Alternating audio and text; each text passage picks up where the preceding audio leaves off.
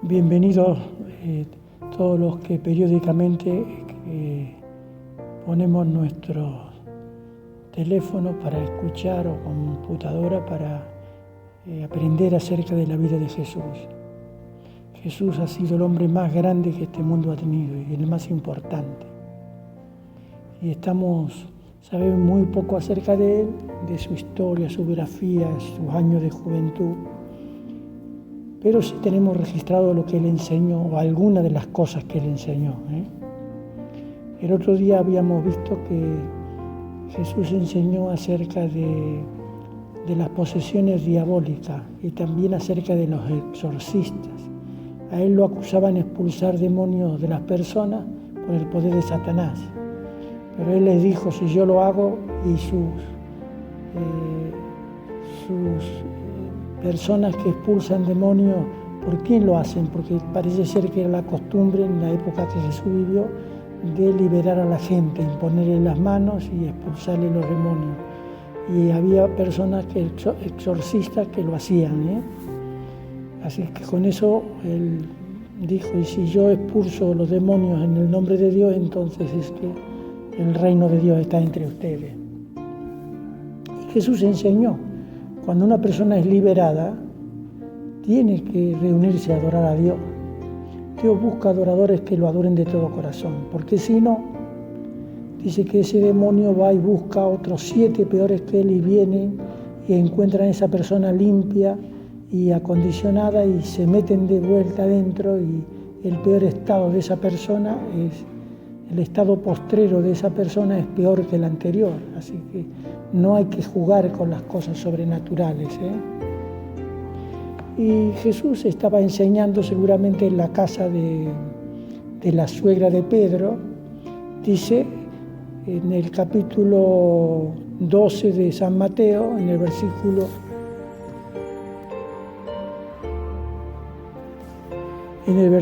46 dice: todavía estaba Jesús hablando a la gente cuando acudieron su madre y sus hermanos, que deseaban hablar con él. Jesús tenía hermanos y hermanas.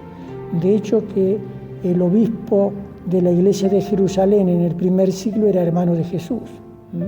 Era una iglesia poderosa, tenía una membresía como de 90.000 personas y era el 20% de la ciudad, y tuvieron que matarlo para poder declararle la guerra para librarse de los romanos. Y vinieron las legiones romanas en el año 70 y destruyeron la ciudad.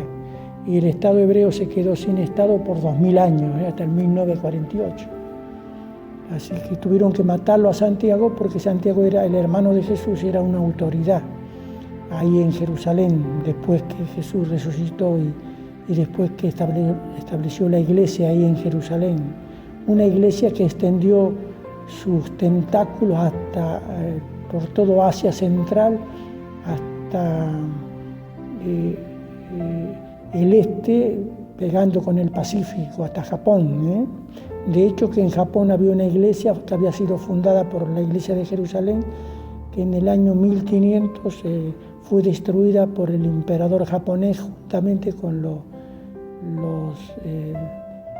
comerciantes, o no sé si eran los comerciantes holandeses. Los holandeses la atacaron por mar y los japoneses por tierra la destruyeron, esa iglesia fundada en Japón por la iglesia de Jerusalén del siglo I. Así que se extendió por todo el centro de Asia, centro-este de Asia. Dice que todavía estaba hablando cuando vinieron sus hermanos y sus hermanas. Uno de los nombres de las hermanas era Salomé, tenemos registrado. Así que algunos dicen que María no tuvo más hijos, que eran primos, pero la Biblia enseña que Jesús fue el primero, el primogénito, y después tuvo más hijos, y da los nombres. Uno era Santiago, otro era Judas, otro era José, o sea, varios de los nombres de los hermanos de Jesús. Sus hermanos no creían en él. Recién creyeron en él después que resucitó. Dice que vinieron su madre y sus hermanos que deseaban hablar con él.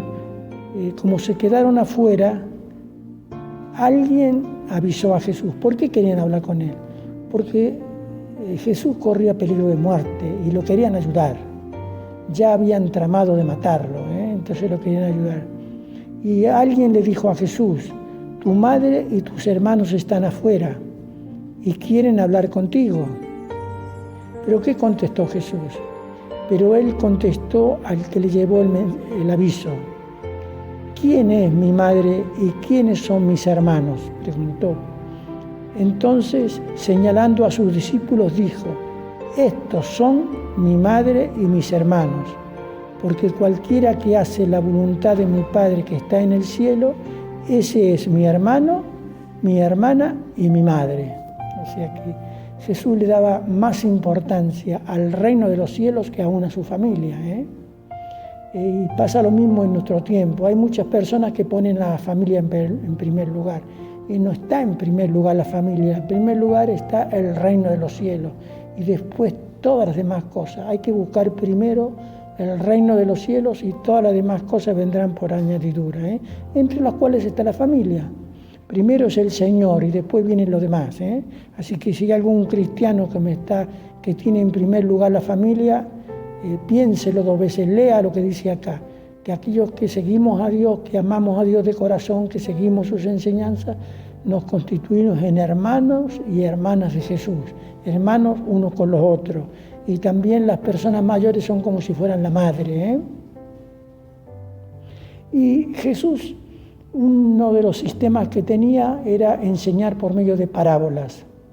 ¿Y qué es una parábola? Una parábola es vendría a ser una metáfora desarrollada. ¿Qué es una metáfora? Una metáfora es, por ejemplo, los políticos, yo los escucho decir, dice, cada uno quiere traer harina o agua para su molino. Eso es una metáfora. O sea, metafóricamente, cada político quiere llevar más personas para él, para su partido, para que lo voten. Entonces Jesús hablaba por metáforas, porque las cosas espirituales se hablan por medio de metáforas. Uno aprende acerca de las cosas que no se ven por medio de las cosas que se ven. Y Jesús enseñó una metáfora acerca del reino de los cielos. ¿Cuáles son los integrantes del reino de los cielos? Y acá nos enseña una que se llama la parábola del sembrador. O sea, ¿qué es una parábola? Una parábola es una metáfora desarrollada. Por ejemplo, si un político dice, cada uno quiere traer agua para su molino, y el molino de cada político es tal y cual y todo, eso ya se transforma en parábola. Y Jesús acá nos enseña una parábola para explicarnos acerca del reino de los cielos. Capítulo 13 de San Mateo. Aquel mismo día salió Jesús de casa, o sea, se salió de esa casa donde vinieron su madre y sus hermanos que querían hablar con él. Y se sentó a orilla del lago. Por eso interpretamos que estaría en la casa que él tenía centro de operaciones, que era la suegra de Pedro. Jesús se sentó a la orilla del laguito ese de Galilea. Como se reunió mucha gente, porque la gente lo seguía como a Jesús, y se reunió mucha gente, Jesús subió a una barca y se sentó, mientras la gente se quedaba en la playa. Muy probablemente que esa barca era o de Pedro o de Juan, que esos barquitos los manejaban la familia de Pedro y Andrés y la familia de Juan y Santiago, porque Pedro y Andrés habían determinado seguir a Jesús, dedicarse a las cosas del reino de Dios, lo mismo que Juan y Santiago. Y los padres de ambos se hicieron cargo de su empresa, que tenían una pequeña empresa que pescaban en el lago, sacaban los peces de ahí, los pescaban, después los salaban, los secaban al sol y los vendían como pescado salado en el imperio. Esas personas vivían de eso, no vivían del campo, sino de la pesca. Y seguramente que era un barquito de la familia, porque dice que estaba un barquito ahí al lado de la playa.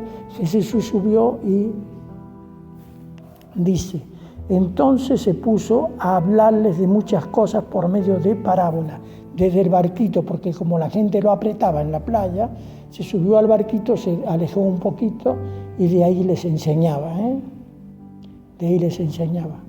Y les dijo, esta es una parábola muy conocida, pero que es bueno que lo aprendamos. Dice, un sembrador salió a sembrar. Una parábola, un sembrador salió a sembrar. Y al sembrar, parte de la semilla cayó en el camino. Y llegaron las aves y se la comieron. Otra parte cayó entre las piedras, donde no había mucha tierra. Esa semilla brotó pronto, porque la tierra no era muy honda, pero el sol al salir la quemó, y como no tenía raíz se secó. Otra parte de la semilla cayó entre espinos, y los espinos crecieron y la ahogaron. Pero otra parte cayó en buena tierra y dio buena cosecha. Algunas espigas dieron 100 granos por semilla, otras 60 granos y otras 30. Los que tienen oído, oigan. Jesús les habló por parábola. Y después sus discípulos le preguntaron, Señor, ¿y qué quisiste enseñar con esa parábola? Y entonces Jesús le explicó el significado a sus discípulos aparte acerca de esa parábola. Está en el versículo 18. Dice, escuchen pues lo que quiere decir la parábola del sembrador. Los que oyen el mensaje del reino de Dios y no lo entienden son como la semilla que cayó en el camino. Viene el maligno y les quita el mensaje sembrado en su corazón. O sea, hay personas que cuando escuchan las cosas de Dios no la entienden, no quieren saber nada. Escuchan, pero viene el maligno, viene el diablo y le enceguece el entendimiento y no entendieron nada de lo que escucharon. Esa es la semilla. Cuando se predica, la semilla vendría a ser el mensaje del reino. Cuando se predica hay gente que escucha y no entiende nada y no le da importancia a las cosas acerca de Dios. Esa es la semilla que cayó junto al camino y que vinieron las aves y se la comieron. La segunda parte,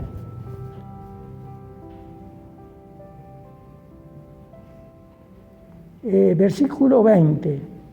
La semilla que cayó entre las piedras representa a los que oyen el mensaje y lo reciben con gusto. Hay personas que escuchan el Evangelio de Jesucristo, las buenas nuevas, y dicen, eso es lo que yo necesitaba, la verdad que llena mi vida, y creen de todo corazón, lo reciben con alegría. Pero ¿qué pasa?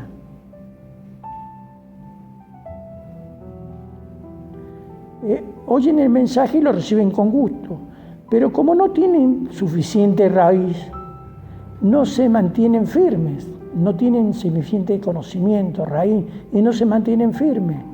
Cuando por causa del mensaje sufren pruebas o persecuciones, pierden la fe. ¿Cuántas personas yo conozco que se entregan a Dios de corazón, pero después van al medio social donde ellos se crían, donde ellos viven, y sus parientes le ponen trabas en la casa, los amigos, los parientes antes nunca venían ni a visitarlo, y ahora vienen todos. En el momento que él tiene que venir a las reuniones a adorar, ahí le caen los parientes, y resulta que los parientes ahogan, los amigos ahogan el mensaje, las dificultades ahogan el mensaje. Esas son las personas que reciben el mensaje con alegría, lo que cayó entre piedras, no había mucha tierra, brotó la semilla, creyeron con alegría, pero vinieron todo el entorno y ahogó y perdieron la fe. Esos son los que cayeron entre piedras. Después están los que cayeron entre los espinos. Dice, pero cuando no tienen suficiente raíz, no se mantienen firmes. Cuando por causa del mensaje sufren pruebas o persecución, tienen problemas en el medio social, pierden la fe.